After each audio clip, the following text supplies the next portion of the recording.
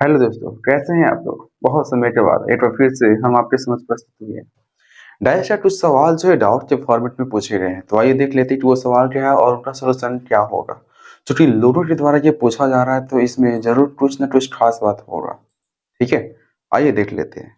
पहला सवाल। सवाल कुछ इस टाइप का है। क्या है इस सवाल में? एक पासा यहाँ पर बना हुआ है, बंद पासा है, जिसमें कि केवल 3 ही सतह नजर आ रहे हैं। यहाँ पर 2 है, 5 है और यहाँ पर ये हैश टैग है। तो आपसे ये पूछा जाए कि ये कौन सा पासा है? मानक पासा है, सामान्य पासा है या फिर कुछ और है? तो इसका जवाब आपके लिए क्या होगा? ऑप्शन दिया हुआ है क्या? ए में मानक पासा,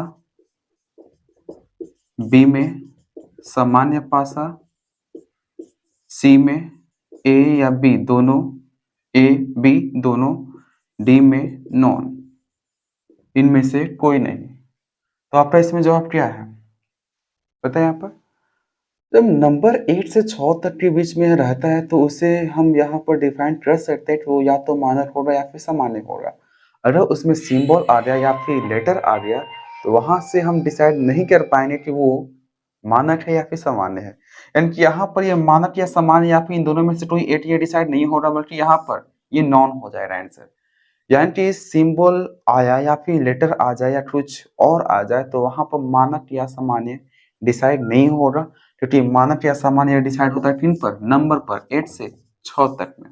ठीक है, तो ये पासा कोई भी पासा नहीं है, नॉन स्टैंडर्ड ये नहीं है। ठीक, कोई दिक्कत है इसमें? अगला सवाल ये रहा।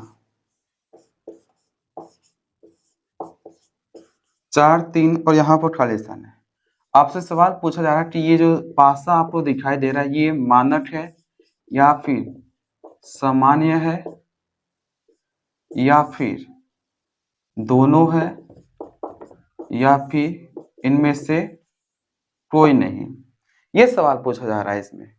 तो क्या लगता है ये कौन सा पासा होना चाहिए? यूं देखा जाए तो यहाँ का जो नंबर है, ये नंबर ही मिसिंग है।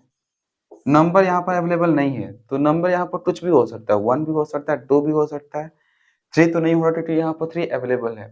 तो यहाँ पर चूंकि ये देख पा रहे हैं कि ये बंद पासा में 4 और 3 का योगफल जो है 7 है, और बगल वाले को जोड़ने पर अगर ये 7 आ जाता है, तो उसे हम सामान्य पासे के रूप में जानते हैं। यानी यहाँ पर ये जो पासा है वो कौन सा पासा है? सामान्य पासा है।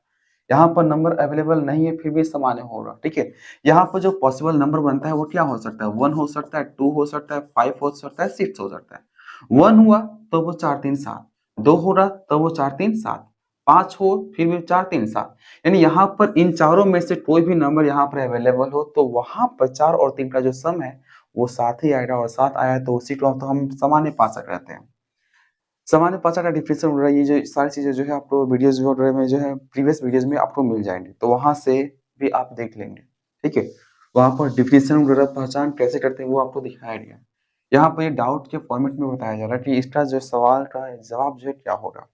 एक और सवाल पूछा गया, क्या?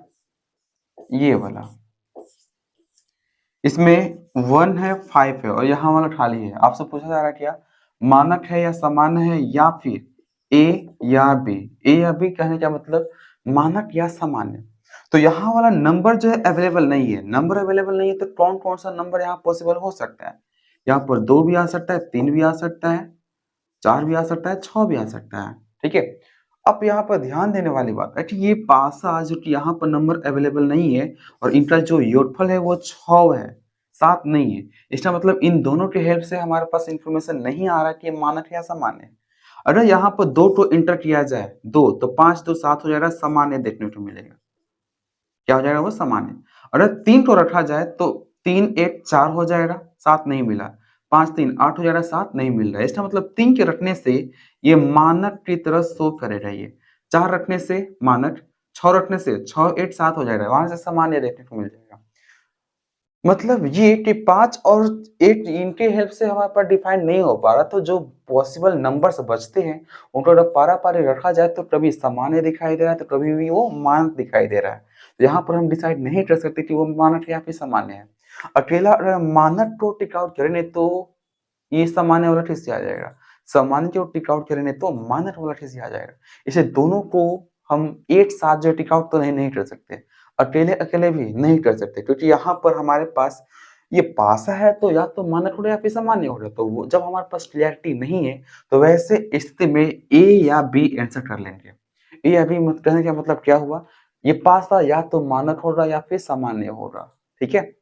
अगर इस ऑप्शन में हमारे पास ऐसा होता डी आई, ये डी आई का मतलब होता है डाटा इनसफिशिएंट, तो वो वाला सही हो जाता है क्योंकि यहाँ पर हमारे पास आंकड़े जो है पर्याप्त नहीं है कि वो पासा कैसा है या फिर वहां पर नंबर जो है कैसा है।